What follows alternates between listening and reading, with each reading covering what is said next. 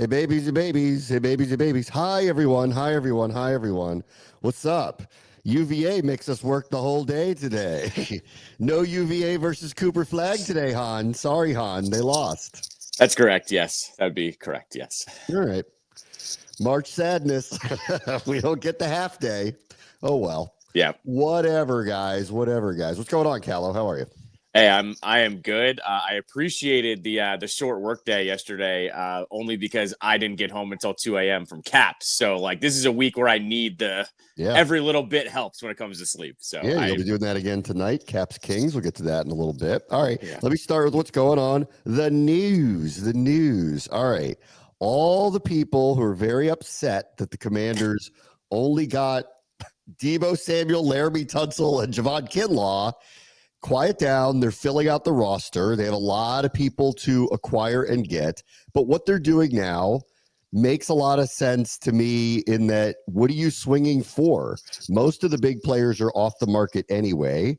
I would argue, we could talk about this. I would argue that I want to take a look at Cooper Kupp for sure. That I think like now that he's free and clear, and they were hanging on to the last minute, obviously trying to get a deal for him, and they didn't. Now that he's free and clear, that's someone I'd want to take a look at and see if he's available. I'm sure he'll have a pretty good market, but we'll see. But what they're doing now is finding depth pieces across the NFL, and there's going to be a couple of waves of this. They still have a lot of roster spots to fill. Like they still only have Deebo, McLaurin, and McCaffrey under contract as receivers. So they got a long way to go here. Like there are, 10 more players that need to be signed before we ever even get to the draft, but they're filling it out and they're finding, different players at different spots, specifically defensively yesterday to try to kind of fill out what I think is just the depth of the roster. No, I mean, that's exactly right. Like what they've done so far is, make a couple of the trades. And then on top of that, just replace who's left. Like go look at who is left, go look at who they've signed. They've gone pretty much 1-for-1 of guys that have left, except for the defensive line. I think they've signed like 2 more defensive linemen than have left. But what I'm getting at here is Adam Peters, if you want to just talk about who has gone, like Cornelius Lucas signs in Cleveland, they get Laramie Tunsil. John Allen gets cut. They signed 3 defensive linemen. De'Ami Brown goes to the Jags. They've traded for Deebo Samuel. Like, I don't know, like they are slightly upgrading on each of these moves, and everyone is still in a little bit of a panic mode. And once again, I just think this fan base is very fickle and likes to freak out for no reason. And that's where I think we're landing at this point. Well, there are 2 that are worth discussing there. Is Kinlaw a quote unquote upgrade from Allen? I'll believe it when I see that, actually. Sure. Is Will Harris an upgrade from Jeremy Chin? Again, I'll believe that when I see it. I want to be fair to John here. John had a great run and went to multiple Pro Bowls and was pretty consistent player. And he wasn't the dominant player that he was a few years ago. And I think for a lot of reasons, it was just kind of time that I think for a fresh start for him, fresh start for the team. But bringing in Kinlaw, who's got major upside and he's got all this talent, but he hadn't done it yet. So until he does it, to be fair to John did it I knew what I was getting out of him every year. Kinlaw is going to have to, I think, to some degree outperform the contract to validate the signing. Harris for Chin might be a wash and might be less money spent at the position, but I did like how Chin played. They liked how Chin played. And so there's a possibility this is not an upgrade either. This also feels kind of just a replacement piece. So on that side of the ball, like on the offense, they have improved dramatically, adding a left tackle and a clear number 2. He could be a number 1 wide receiver, and then we'll see what else they do around it. On defense, I haven't seen the upgrades yet. I've just seen filling out the roster. And I think what we're learning too is this is now 2 years in a row at this, and maybe it's just these are your options in both years. And that I want to be fair to them about the decisions, but they're going with short-term, not a lot of term players who are very experienced at either 30 or older. So that is, I don't know if that's what they like in general, what they're going for, or they're saying we just got to get better in these spots. These people are available and we're taking them at the market price at the time. Because we're screaming towards year 3 of doing this again. Look at all the players that they're signing. Harris signed a very short-term deal. Dietrich Wise, 1-year deal. Eddie Goldman, 1-year deal. Jonathan Jones, 1-year deal. Like, all these people that they're signing are all 30-plus, 1-year deal players. We just did that a year ago. It worked. And I will say, I'll get to the defensive line in a minute. This feels better to me about what they're doing, at least behind the front group, because I would rather have these experienced players. But the whole currently, like, we're going to build through the draft part, that's not happening currently. Like, they're piecing by as we go, like year to year so far. They're kind of piece by piece finding people to fill out the roster that don't have long-term, status here at this team. No, and I mean, here's the thing too, that like I think free agency is a little bit of an oxymoron. Like, yeah, of course they're signing the guys that are like 30 and above. Those are the guys that are in free agency. Like, the 25-year-old that's really good doesn't become available in the NFL. So like there's a piece of that as well that, like, I think some people need to wrap their head around of, like, there's not a perfect situation of a guy walking and you being able to sign him either. Like, we got Frankie Louvu. He wasn't old, right? So like that happened last year.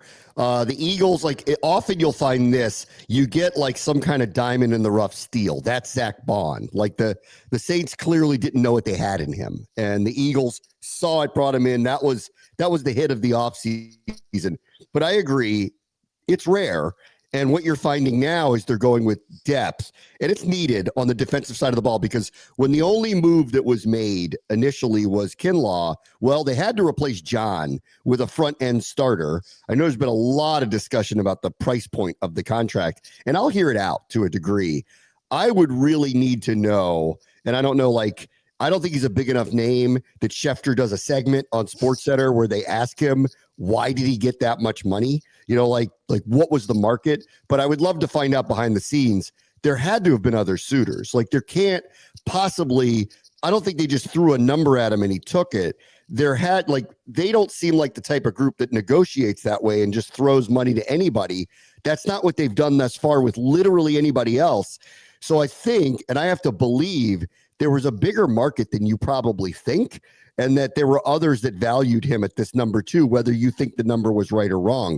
Every other deal that they've done, they've either acquired a guy and not changed the contract so far. Debo, but we'll see. Marshawn Lattimore, we'll see. And then everyone else that they got has been short deals at market rates or below market rates. This is the first one that feels, or at least feels, a little out of line from that thinking. But there's just, I don't know, to me, there's almost no way that they did that as the only suitor for him. There must have been others, and I would love, one of the insiders to tell us what the market was, but he's just not a big enough name to get a segment about it. That's all. No, and it's fast and furious with all these moves. Like, no one really cares about the breakdown of the contracts unless it's a quarterback, right? So, like, that's the other side of this too, is, or Milton Williams, or like Ronnie Stanley. Like, it came out after the fact that they think the Commanders are going to offer him a certain amount of money. They think a couple other teams are going to offer him a certain amount of money. That must have been the case for Kinlaw. It had to have been. No, exactly right. Like, and he's just not a premier name that they're going to break that down for either. Correct. So that's like the other side of this as well. You're just not ever going to see that. Like I said, the only ones we really get that for are quarterbacks and running backs. I feel like that's the only time we actually get the real breakdown of the money offer for some of these guys. So I remember a year ago, and when we played New England in the preseason, and I was looking at them and I went, I hate their offense. I think it's going to be terrible. And it ended up being terrible. But I'm like, when they brought Mayo in and elevated him past, to be the next head coach, and he had been the defensive coordinator and worked with Bill Belichick forever. If you looked across the board at the personnel, you would like what you saw with them. Everything went haywire. Their offense went bad. The team went bad. They fired Gerard Mayo. They bring in Mike Vrabel. Mike Vrabel started making a lot of massive signings on the defensive side of the ball and actually kind of tore apart that side. So they're kind of rebooting, restarting. Devon Godplayer, I think he ended up in New Orleans, if I remember right. But a number of these players that weren't the really young ones of that core, that's been the reboot for Vrabel here in his first year. And I think we're beneficiaries of this. Dietrich Wise is a very, very good rotational defensive lineman. Jonathan Jones had a great run in New England. He's going to be the type of guy they're going to talk about, dog-ass competitor. That's what they're going to talk about with him. He's older now, though. He's also not big. He's like 5'9", 5'10". He's a small-ish corner. He's a great success story, undrafted free agent, made the team, kind of became a captain type of player. But as things change, things have changed. Washington, not unlike, I think, in the receiver room, just need corners to compete. His signing doesn't signal that he's a starter to me yet. I think he'll be competing with others because they still have to sign one or two more or draft somebody. Like, that's still got to happen. Why? He's going to be a rotational piece. I don't know if you'd call him a starter. I think he's versatile to play inside or outside, and they haven't gotten a major edge yet. And because they haven't gotten a major edge yet, I do wonder if they're thinking about Kinlaw, Newton, Payne, him a little bit differently. None of them read sack the quarterback, though. So I'm still waiting for an edge rusher to be signed here or acquired in some way. But if it doesn't happen, they're going to get very creative with a bunch of guys that are essentially defensive tackles that are going to be, I think, rotating up and down the line. No, I think that's the only way you can describe the defensive line at this point is they're going to have to get creative. I'm assuming that they are going to have to trade down and get some picks to revamp and get some rookies in there, because right now too, like, I just don't see a legitimate setup. To comment on Jones real quick too, Jones was someone that they were rumored to be interested in at the trade deadline last year. And I remember just kind of looking at him then and saying, he seems like a perfect fit for this team. Like, veteran, worked his way up, doesn't have to be a starter to contribute. I actually out of all the signings of this offseason, outside of the big splashes, this is one of my favorite ones. Like, this one reminds me of the Jeremy Chin signing a little bit of this guy seems like he's going to fit right in, be a leader, 9-year veteran, 2-time Super Bowl champ, has won championships, been on championship teams. This is actually the one that I like the most in terms of the wave 2 type signings. That is the one I really like. Yeah, the Patriots have been a top 10 defense the last, I guess with Belichick for for a while in general. And last year, I remember coming into the season, I went, they'll probably be competitive because I like what they have on that side of the ball. And then everything went completely haywire, and now they're ripping it apart. Wise, to me, is a good rotational piece whose name you're going to hear a few times this year. He probably won't start. He's probably not going to play a majority of the plays, but on both sides of the ball, really at every position group, but really an offensive line, defensive line, they had no depth, almost no depth at all. They had Cornelius Lucas as a swing tackle, but the interior O-line, the depth was poor, and it got exacerbated badly the second people started to get hurt. And then the offensive line was just kind of hanging on by a string as things kind of went along here. This is where the Tunsil move is enormous for them. It allows them to move Coleman to another spot, and it allows, at some point, Allegretti probably to become a primary backup. I'm going to feel real good about him as a primary backup as opposed to what they had recently. This move with Wise is similar. Last year, John got hurt. All of a sudden, it's Jalen Holmes off the street, Sheldon Day, who I know they like and made some plays, but been around the block, hadn't really been an impact player in the past. There were others that were just kind of bringing in and just kind of shuffling through to just get by. And they've decided this year, we're going to handle that part of it. And another one is Eddie Goldman, similar. I don't expect him to play a ton, but again, they think this is a better reserve. This is a better rotational piece. This is a better player if he has to play more than what they had. So they're trying to build up depth, even if it's just for a year, because every single one of these players we're talking about, with the exception of Tunsil, is on a 1-year contract. The defensive line reminds me right now of the wide receiver group last year, where you've got one name and then you have a bunch of rotational guys, and it's going to be by committee. I mean, that's basically what it sounds like, what they're trying to do. And I mean, is it going to be the way to go? Only time will tell, but they could only do so much in free agency at this moment in trying to revamp said defensive line. It seems like it is going to be very much by committee moving forward. Yes. Now, as for the edge stuff, everyone linked DeMarcus Lawrence here because he had a great run in Dallas and obviously knows Quinn and Witt, and he just signed a 3-year deal with Seattle. So he's off the board. He came off a year where he missed the majority of the season with injuries. And, I think it's very telling when they don't go after somebody about, I'm sure they think he's a terrific player, but that just reads to me like they just don't think he has a lot left in the tank. Good luck in Seattle. So that, like, when his name popped up, I just kept going, well, I think if they don't get whoever else they're looking at, then they probably would turn to him, and they didn't do that. Similar to last year, we needed a corner, and they didn't get Stephon Gilmore. And I was like, okay, like that. If they didn't want to go get him for whatever reason it was, I think it's very telling about him.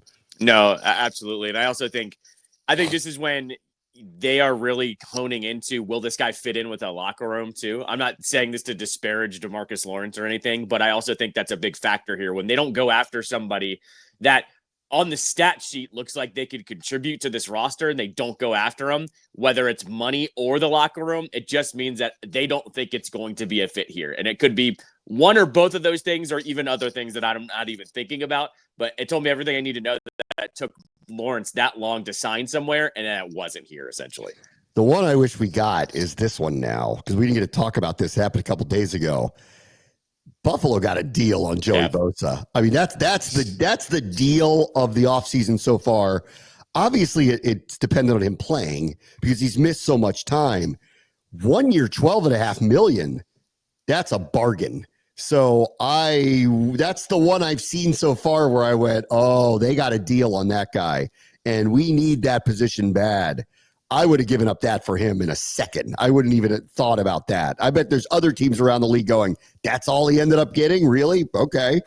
That's not only a bargain, it's a good fit for Buffalo, because Buffalo is going to take their time if he does get banged up. They're going to go, don't worry, like, we're going to win 11, 12 games, make the playoffs. We need you to be ready for those games specifically. And I bet you his usage isn't as crazy either. That might be the deal of the offseason at this point. We all knew he was going to sign a 1 year deal. We just didn't know for how much and where, because it could have been San Fran, and it ended up not being San Fran. And yeah, this one's a steal for Buffalo. And Buffalo got to do the old like nip tuck job. They got to cut Von Miller and then go sign that guy. I mean, that's a pretty good upgrade there. Yeah, I think, you might be right about that they're telling him, we're not demanding you to have 17 sacks and play 17 games for that matter. Right. We need to get you healthy for the stretch run. That's when we're going to need you.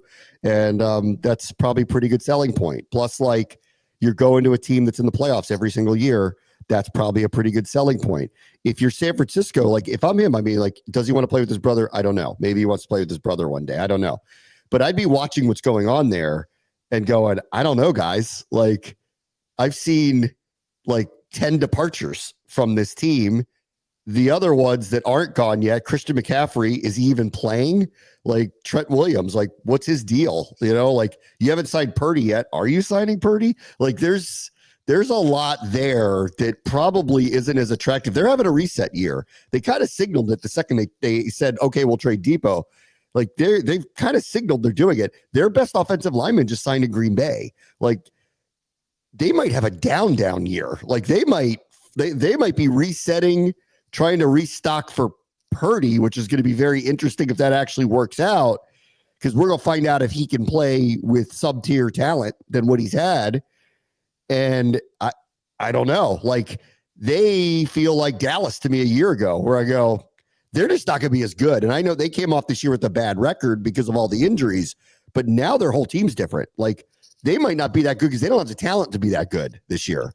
Yeah, and I mean, the other side of this too is, like, you're already seeing like discussions happen on NFL Live of, like, if they trade McCaffrey, what's the return? Like, when you're already getting those types of, I would trade him in a second. I wouldn't even, if I'm them doing what they're doing right now off of his injuries, I would trade him for anything to get out of the contract. I would do it. Yeah, and like, I would, yeah, exactly, just about anything. Like, if it's a low round pick and the other team's taking on all that salary, I would go ahead and do that. Maybe you make it a trade where it maybe goes on his playing time or something like that. But yeah, I would move on, because as you said, they're hitting the reset button. You might as well uncover every rock at this point. He's 100%. He's one of them. I would explore those talks. But what I'm getting at is, when that chatter starts, when Louis Riddick starts talking about it on ESPN, it means that it's being floated out there that somebody has called somebody about him. And whenever that's happening for a team that's supposed to be a quote unquote contender, it means that they are officially hitting the reset button on the rest of the roster. I would move him in a second. I wouldn't even think about it. Just off of the year that he had, You have to move off of him. If you're resetting, you have to move off of him. He's not part of your long-term future anyway. You better do it now, because if he has another season like last season where he just can't, like, he could be Nick Backstrom, where he tries everything and he never gets it back on track. Well, then you're stuck with him until the contract runs out, because no one's going to take him. If there are people that are willing to risk it right now to take him, you have to trade him if I'm them.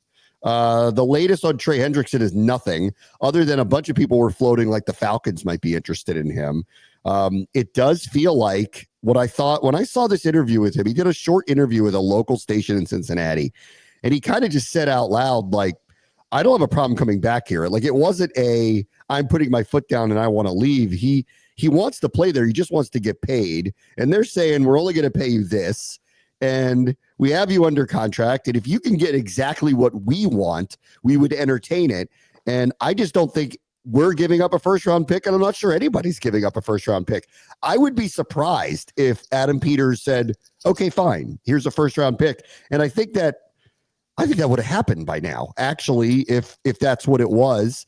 And so I think more and more and more, this is going to end up with him going back to Cincinnati. That's what I think, unless someone just says, forget it, we need him, just give Cincinnati what they want. And I don't think that's going to be us.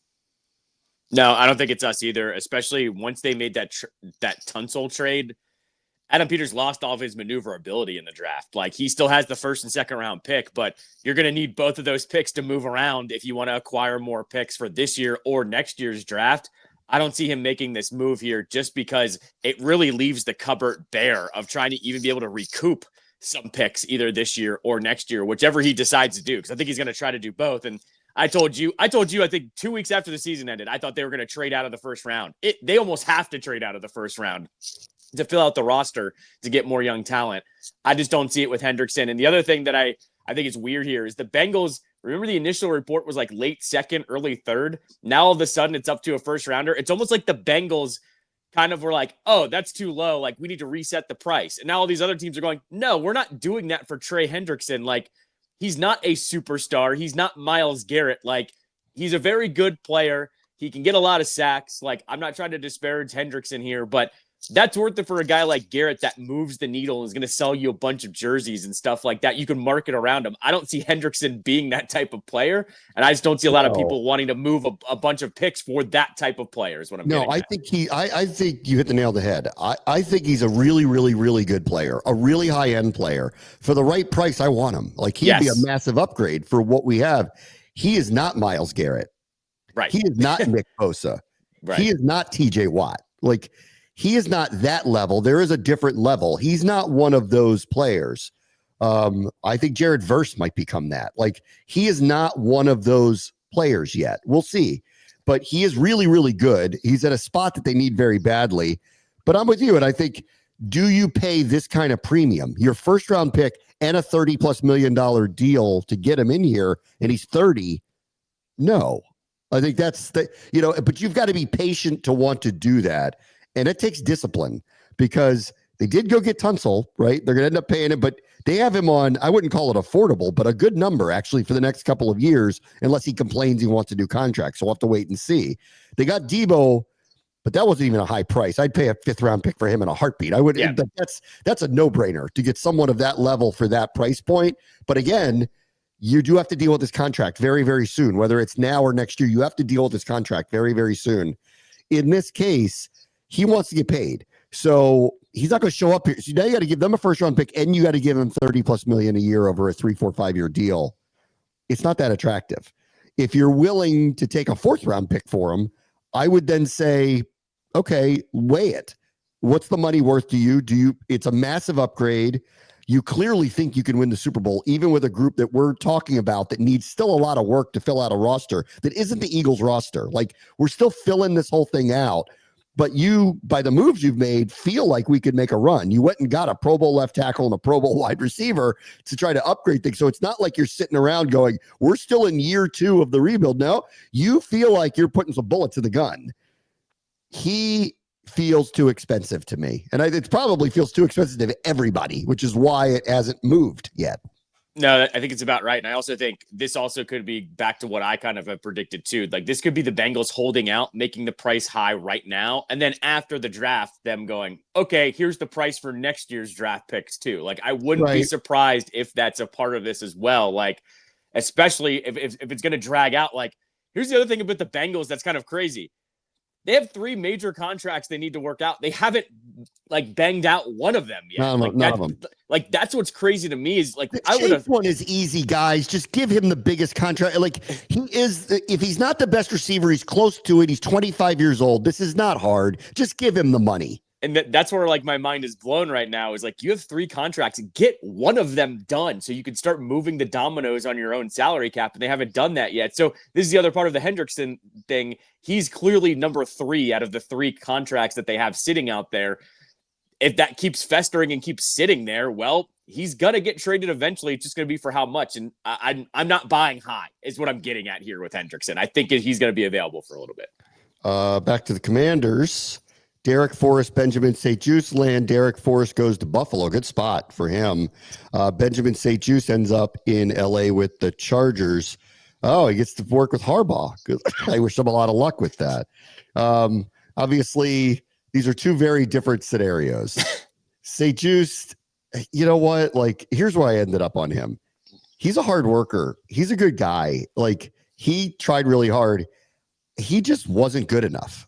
Like, yes. And I think that's where when people hated on him, there was a part of me that goes, he's really trying here. Like he genuinely is trying to be good. He's not a bust. He's a mid-round pick.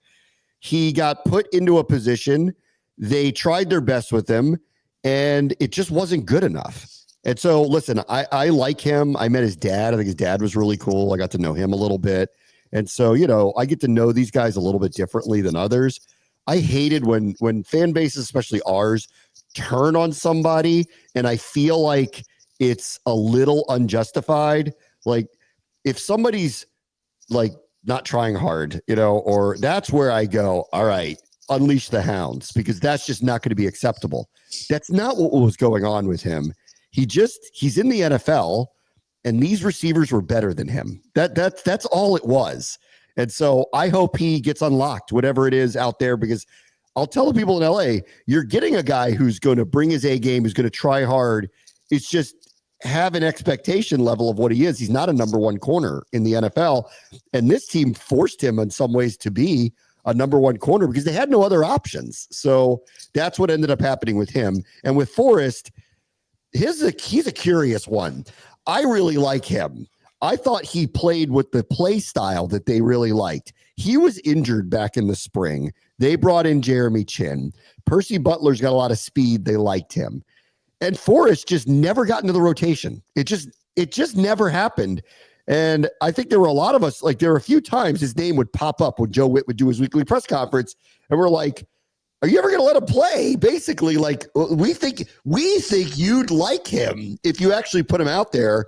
I just don't think he ever got a really great opportunity with this coaching staff, and I wish him luck up in Buffalo. No, Defo, like good soldier is what I would always call him, and I'm with you. Like I thought he should have played a little more last year, but at the same time, I am not going to know what's going on behind the scenes or practice or whatever, and he gets a good opportunity up in Buffalo where I think he's actually probably going to play a little bit. As far as St. Juice goes, I'm the same boat as you. Like he was a microcosm of the Ron Rivera era where he got drafted, forced into playing in a scenario where he probably shouldn't have been playing. And he was just the last line of defense, sometimes literally. And he was hated on by the fan base. I'm with you. I hated how this fan base started to treat him towards the end, where it was like he was the scapegoat. And my thing was always guys, like, he survived the purge of the roster being turned over. They can't cut everybody, and who knows what's out there. So I hope he lands on his feet, but he was a microcosm of the Rivera era where guys were drafted and they weren't drafted as best player available. They were drafted as, we need you to play in this position, and they were thrusted into that position. Like, don't forget, Emmanuel Forbes was cut. Benjamin St. Juice stuck around. There's a reason why that happened. It's because he was a hard worker. Yes. And I'm with you. Like, I hate when fan bases get like this. It's not like he was Albert Haynesworth out there laying on the field for 10 seconds. Sometimes you have to deal with the hands that you've been dealt, and it's something that I always think is kind of a little off limits when a player is forced into a scenario that they're forced into. That's what he was, and that's what bothered me about it. Like, the guy's trying his hardest here. He's the one being forced to cover AJ Brown. Like at some point, you have to like take a step back and go, maybe he shouldn't be covering AJ Brown, and that's a coach's decision, but you're also limited by your personnel choices. And once Forbes was like clearly not going to play very much for this team, he was going to be forced into play. This was their best option. And he never once freaked out on the media, never once said a cross word about the coaches, his teammates, anything. I know he put his best effort out there. He just wasn't good enough. That's all. And if that's his biggest fault, then you all need to back off a little bit. That's the way I felt about him. And so I wish him a lot of luck up in LA. No, the other thing is, like, we knew they needed a cornerback, like, before the season started. Yes. So, like, we knew the position of how they were going to actually play, and it wasn't going to be good, and it wasn't good. They had to trade for Lattimore. Like, it's always, I don't know. I just always think it's really weird when fan bases get like that, when we've already acknowledged the problem. Even the team kind of knows what the problem is as well. That's right. All right, let me take a quick break. Bram watch the show, ESPN 630, the Sports Capital. All right, welcome back. I thought this was a big deal. Marcus Mariota returns as the backup quarterback here. He obviously wanted to survey the market because there was a lot of quarterback movement, and you never know. He actually had a couple of nice moments for the team last year. Second half against Dallas in the finale. He had to play the majority of the game against Carolina, was very good. This was a period of time when Carolina was not playing very well, so they beat a bad team at home. As things stood at the end of the season, that would have been them in Cleveland. I'm glad we played them when we played them. Would have been a different story if you played them towards the end of the year. Anyway, when he did get his opportunities, he looked pretty good. And I think it's just natural. You got to see if someone wants you to be a starter. And you got to like take those calls, take those meetings, let your agent do his job, because there was a lot of quarterback movement here. And all of a sudden there's teams like Minnesota where I don't think he would be the starter there, but you kind of never know with the way things shook out, and all of a sudden they need a quarterback to show up there. You don't know how it's going to shake out. Pittsburgh does not have a starting quarterback right now. You don't know.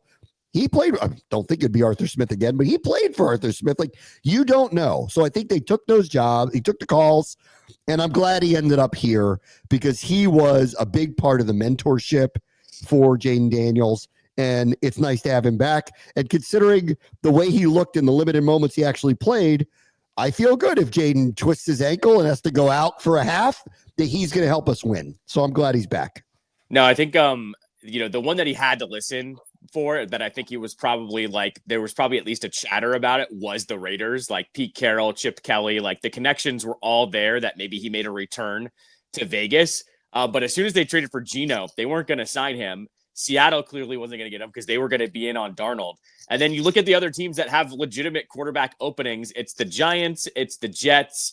I guess you can make an argument if Cleveland wanted to sign him. I think this also comes down to Mariota is probably looking at those places going, I'm in for a rough year. If I've got to start for those teams, I could just take the money, be a mentor still, be a backup here. And I think it's really important. You and I watched the quarterback show a couple years ago. Remember, we were questioning whether that guy even liked football or not. And it came across as basically he had like a little bit of a mental health break that he needed when he was in Atlanta, eventually stepped away. But we've heard nothing but good things when he was in Philly and now the last year here. I think it's really important to just point out, maybe he just really likes it here too. Like that's what I landed on yesterday as well, was when this, re-signing came across, he looked at his options and went, I like what I'm doing here in DC. I'm going to go ahead and stick around. He's a Heisman Trophy winner. He's a high draft pick. He started for a long time. I can only imagine that at some point coming to terms with you are a backup is probably hard. And that's probably what happened with the Atlanta thing, where it just didn't go very well. It kind of felt like his last shot. He probably needed, I don't want to speak for him, but he probably needed a minute to go, do I even want to play anymore? And if I do want to play anymore, am I okay being the backup? And like, I remember watching him in the spring, listening to him and hearing Kingsbury talk about him and going, if this guy plays his cards right, he could be the backup here for a long time. Yep. But that's up to him. Like, he's got to make that choice. And if he's willing to take, like he's getting a decent salary this year to probably start to kind of go the other direction. If he's willing to do that to help them out cap-wise, just to stay here and be the backup here, well, I think he could do that for a long period of time. But that's up to him, and he has to make that choice. But I'm glad he's back, no matter what. I think it's really great that he's back. The other side of this, too, is you mentioned the Panthers game and the Cowboys game where you got those, the spot play, essentially. I don't care who you are. What they did against the Panthers that game, I know the Panthers weren't playing well. They still blew them out with their backup quarterback, essentially. That tells you as well how comfortable he is in the system. And I think there's something to be said about that, too, where he's going, I'm in a place where if I do have to step in, I'm comfortable running the offense, and we're good enough that we can beat bad teams, right? So I think there is a factor of that as well. I saw this one, and I couldn't believe it. Mac Jones to the 49ers. Not a joke. Remember? Kyle Shanahan made fun of all the reporters for thinking that they would pick Mac Jones with the number 3 overall pick. That, remember all the reports came out that they were going to take him, and then they took Trey Lance, which really was jokes on you guys. But, but I was like, for Mac Jones, I'm like, that's crappy to do a press conference and laugh at the reporters thinking, how could you think that we would actually take Mac Jones with the 3rd overall pick? And he's going, I'm a guy, I'm a 1st round pick. Why would you say that about me? So I actually thought it was, wow, life is full circle, man. If you end up actually going to play for them. And frankly, the way things are going with Purdy, it's a little weird right now. So who knows? I always thought that was more directed at the reporters of why did you guys? He's collateral damage for it. They're like, ha, ha, ha, ha. You thought we'd take that guy? Ha, ha, ha, ha. At the end of the day, money talks. They gave Mac Jones money to be a backup for a year or backup-ish type money. And look, I mean, the 49ers have established themselves. They're the quarterback car wash now. You can go to that team and come out the other side and possibly go sign somewhere and be a backup or a starter. I'm with you, though. This is interesting that Purdy's contract is up, and we haven't heard anything about those negotiations. And here's another professional high first round pick quarterback that's going to back up there. Could this be a scenario where they're grooming him to take over for Purdy? I don't think so, but that shot always exists the way that they've been treating backup quarterbacks. Aaron Rodgers is weighing a Steelers offer, apparently. No one's learned. I think this is one of those, it's like Shark Tank with Mark Cuban, where he goes, here's my offer. I want a yes or no right now. Yep.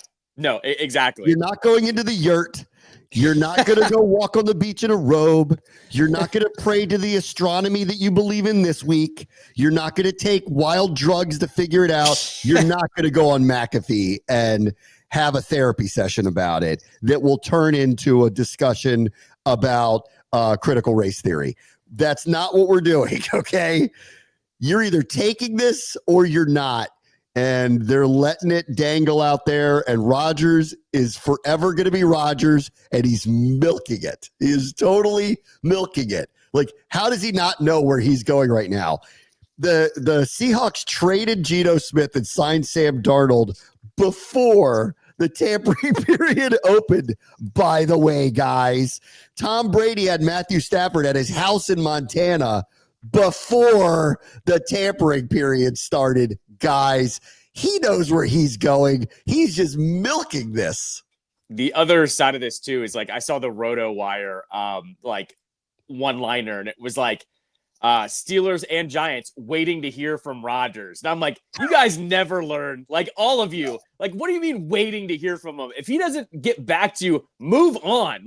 He's not worth the trouble anymore. And then the other reporting that's happening there, too, is where if he hasn't signed with anybody, Minnesota is interested. And I'm like, this can't be happening. That Rodgers, who went out of his way to say Favre never helped him in his career and stuff, could be going the same exact career path as Favre if somehow Minnesota ends up with them. It's hilarious. He's either going to the Steelers, to the Giants in bad situations, or he's going to Minnesota. And I'm just going to laugh if that ends up happening because he becomes what he hated, essentially. Let's see. 2 real quick ones. Rico Dowdle's out in Dallas and went to Carolina. By the end of the year, he had turned into a really effective running back. Go look at his numbers the last 6 weeks of the season. He was among the top rushing running backs, effective running backs. By the end of the year, he's a number 2. He's a split the carries type of guy. He's not a number 1. But not unlike when we talked about with the Commanders with, is Will Harris an adequate replacement for Jeremy Chin? Maybe. Like, is it going to be a wash? Maybe. Maybe not. Javonte Williams coming in and basically replacing Rico Dowdle, I don't know that he's better than him.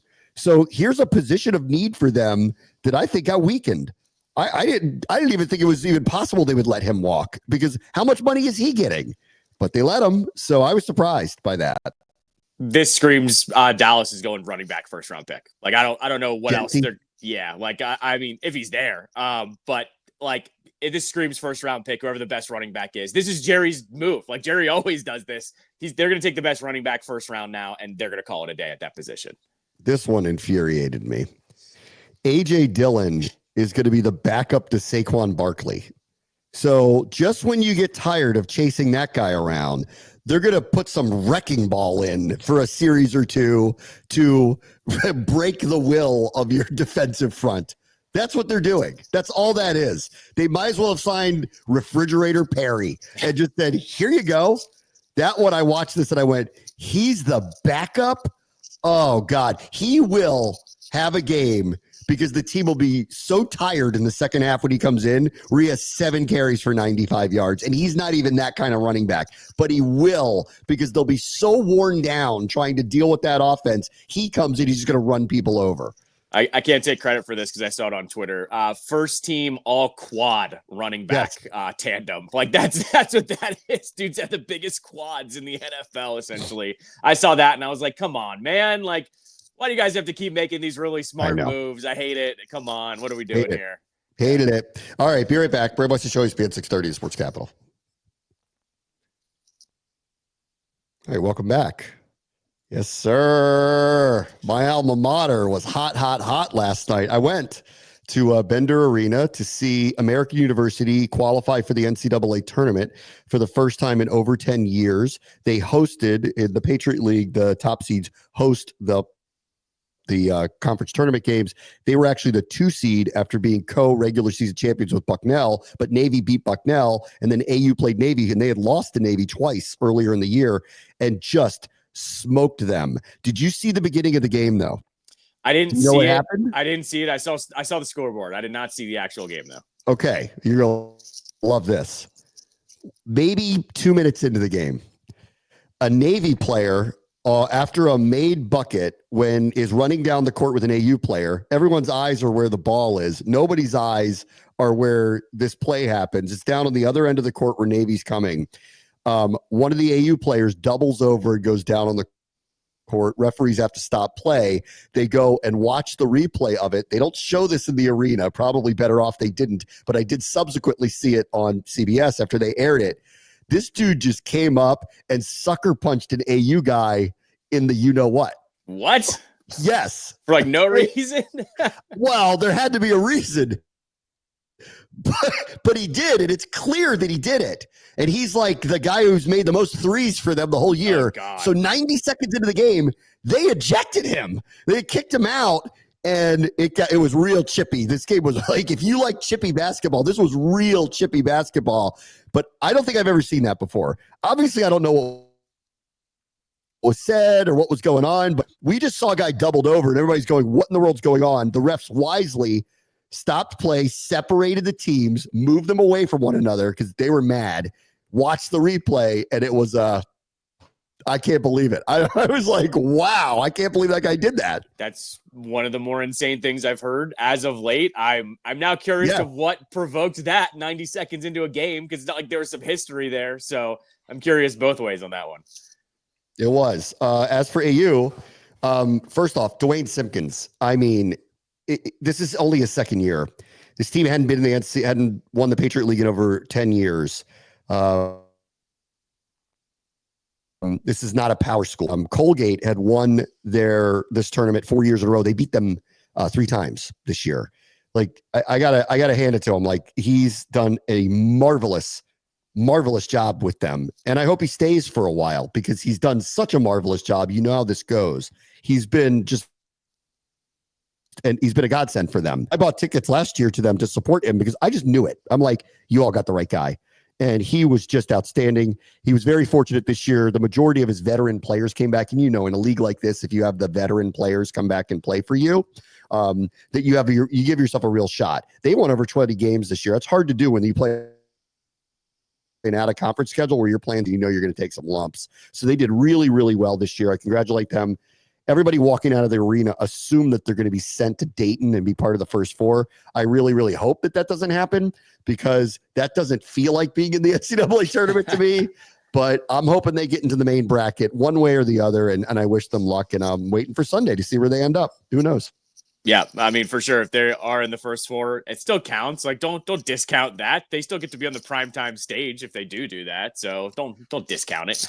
My home school in my neighborhood, I got to give shout out to Chris Lund, the head coach at Whitman, and my son's math teacher at Pyle Middle School, back appearances in the state championship after they won the semifinals in the 4A Maryland state tournament. They'll be playing at Maryland's in College Park Saturday at 6, which unfortunately I can't go to because I'm actually out of town this weekend. But Whitman will play Laurel. So good luck to my homeschool there as they get set to play for another championship. And then lastly, real quick, Caps road trip continues against the Kings. What do you got?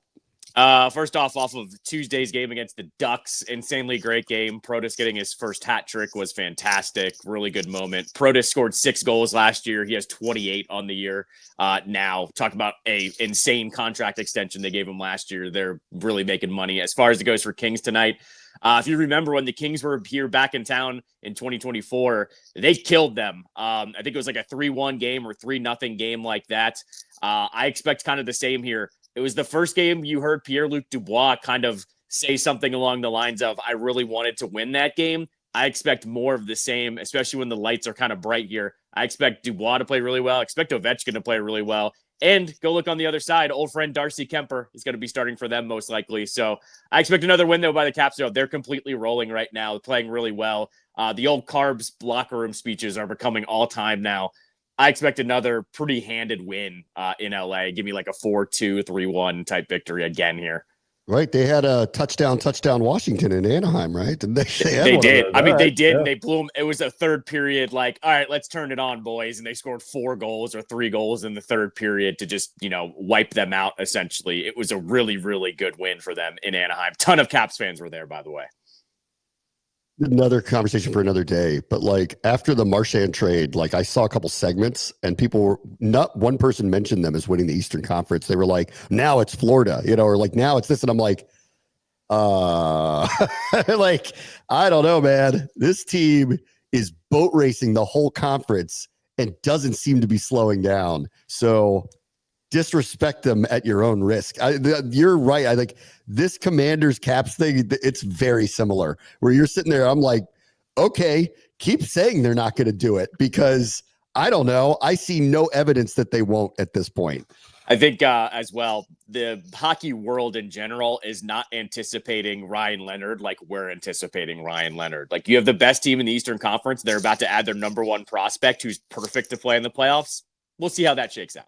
Yeah, we will. All right, everybody. Talk to you tomorrow. Pray watch the show, ESPN 630, the Sports Capital.